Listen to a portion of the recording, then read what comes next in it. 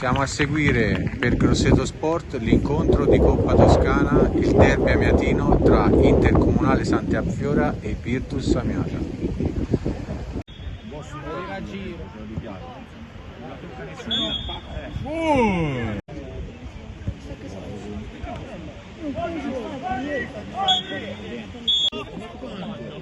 Ho detto l'allenamento non è il trailer.